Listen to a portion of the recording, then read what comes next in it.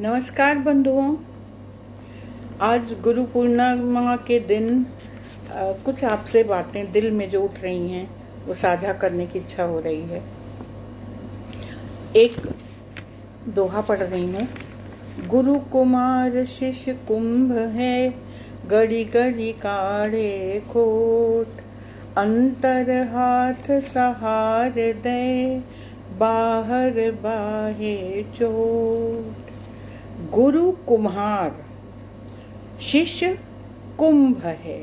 शिष्य जो है वो कुंभ है। कुंभ मतलब घड़ा, मिट्टी है, और उसको घड़ा बनाने का काम गुरु रूपी कुम्हार करता है। जो कुम्हार उस घड़े को आकार देता है वो गुरु होता है। गड़ी गड़ी काढ़े खोट, उसमें यदि कोई भी खोट होती है, कोई भी दोष होता है उस मिट्टी में, तो उसको कुम्हार धीरे धीरे निकाल देता है ताकि मिट्टी खूब अच्छी हो जाए, चिकनी हो जाए और खूब सुंदर सा घड़ा गढ़ के तैयार हो जाए। लेकिन इसके लिए दो चीज़ चाहिए होती है। गुरु में दो शब्द हैं। गुकार शब्द है अंधकार का, अज्ञान का, और रू शब्द है रोशनी का प्रतीक, ज्ञान का प्रतीक। तो जो अंधकार मिटाते, अज्ञानता मिटाते और रोशनी लाए, ऐसी सत्ता को गुरु कहते हैं। और गुरु काम दो तरीके से करता है। अंतर हाथ सहार दे, बाहर मारे चोट। जब वो घड़ा बनाता है कुम्हार, तो घड़े के अंदर ऐसे हाथ रख के उसको सहारा देता है कि कहीं वो टूट न जाए। और बाहर से यदि वो मिट्टी समतल नहीं है, या उसमें कोई बुलबुला है, या उसमें कोई कांकड़ है, तो उसको हल्की हल्की चोट मार के उसको सुधारता है, समतल करता है, और अंदर से सहारा दिए रहता है। गुरु भी यही काम करता है। आपको संबल दिए रहता है, सहारा दिए रहता है, मनोबल बनाए रखता है आपका, और साथ में ठोकता भी जाता है कि उसका आपका आकार बिल्कुल सही हो जाए और अच्छी तरीके से उसको एक आकार मिल सके। गुरु का एक काम और होता है कि आपको सही मार्ग पर लाए। और हमारी संस्कृति, जो भारतीय संस्कृति है, ये तो कालजयी, सनातनी, मृत्युंजयी संस्कृति है। और हम मानते हैं कि उस परम सत्ता संसार के हर पदार्थ में, हर द्रव्य में, हर अणु में, हर कण कण में वही सत्ता व्याप्त है।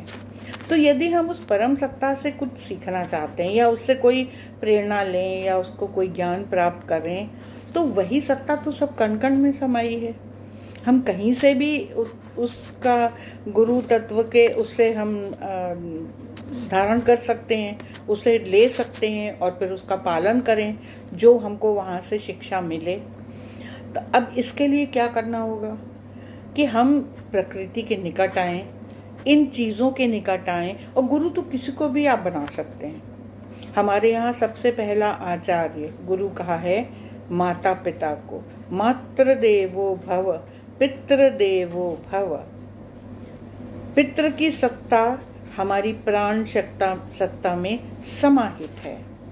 बिना पितृ सत्ता के हमारी प्राण सत्ता है ही नहीं। हमारे रुधिर में, धमनियों में, हर एक अंश, हर एक कण में शरीर के माता पिता का अंश है।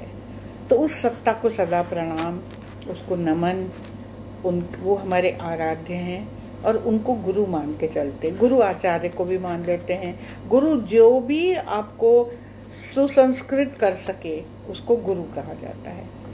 एक जो बात यहाँ मैं आपसे साझा करना चाह रही हूँ, हमारे यहाँ एक डॉक्यूमेंटेड है कि दत्तात्रेय के ने बताए थे कि 24 गुरु हो सकते हैं आपके, ईश्वर के और परम सत्ता के अलावा। यदि आप चारों तरफ देखें तो आपके आसपास ही, और उन्होंने वैसे तो एक और सप्लीमेंट्री लिस्ट भी बना दी थी कि और भी गुरु हैं, लेकिन विशेष 24 गुरुओं का जिक्र किया था। मेरी इच्छा हो रही कि मैं वो आपसे शेयर करूं। सबसे पहला गुरु उन्होंने बताया था कि धरती गुरु है। ये पृथ्वी धैर्य का प्रतीक है। कितना भी बोझ इस पे हो वो धैर्यपूर्वक धारण। और बोझ किसका होता है पृथ्वी पे?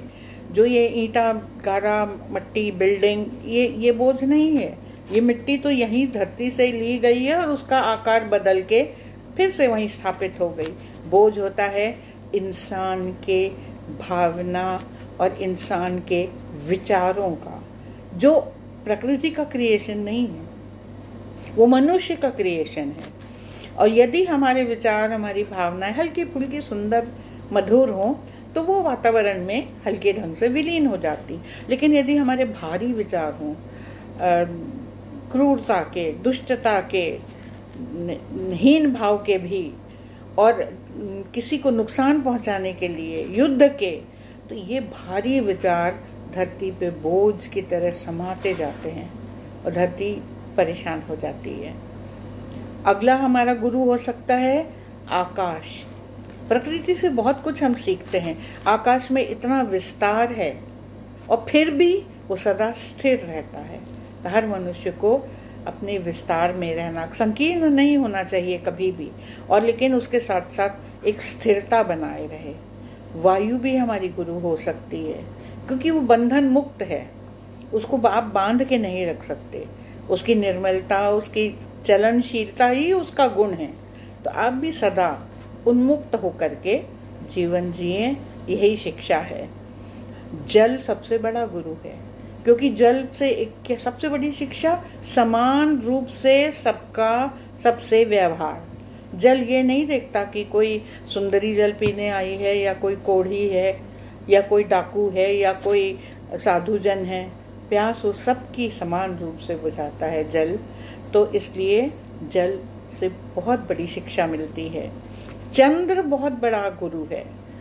चंद्र शीतलता अवश्य फैलाएगा। उसको इस बात से फर्क नहीं पड़ता कि वो घट रहा है या बढ़ रहा है। कितनी बड़ी शिक्षा है। गीता में भी कहा है, तुल्य निंदा स्तुतिर मौनी संतुष्टो ये न के न। जो भी परिस्थिति हो, घटना है तो घटेगा, फिर बढ़ जाएंगे।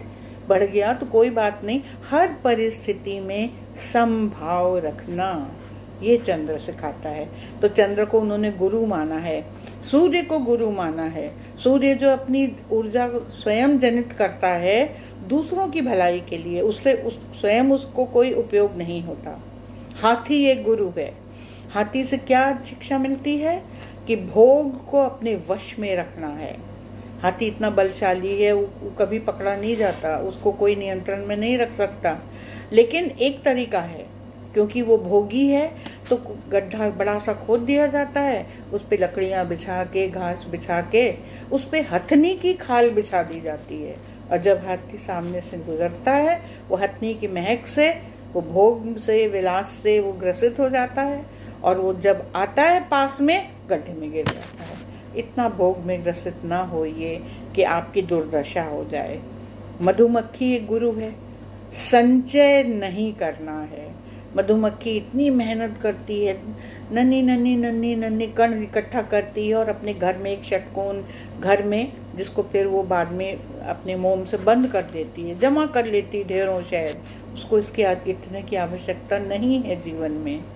और फिर एक दिन एक कोई व्यक्ति आता है, सब चुरा के ले जाता है। उतना ही संचय करिए जितना आपको आवश्यक है। अपने आवश्यकता से अधिक कभी संचय, कभी संग्रह नहीं करना चाहिए। इस तरीके से बहुत है। बालक से शिक्षा लीजिए, अनायास ही प्रसन्न रहिए। आपको खुश रहने के लिए, मुस्कुराने के लिए कारण नहीं चाहिए। ऐसे ही सहज भाव। इसी तरीके से बहुत सारे 24 गुरु उन्होंने बताए। और आजकल के काल में तो हम लोगों को इस बात का विशेष ध्यान रखना है कि सबसे अपना तादाद में बनाए रहें, खुश रहें और अपने प्राकृतिक स्वभाव में रहें, नैसर्गिक व्यवहार में रहें और सात्विक व्यवहार करें और सबसे मित्रता करें। आप सबकी मंगल कामना की मैं आशा करती हूँ और आप सबको बहुत बहुत साधुवाद। और मेरी सद्भावना है, मैं आप तक पहुँचा रही हूँ कि जल्दी ही इस परेशानी की स्थिति से सब उबर जाएं और सबका मंगल। धन्यवाद।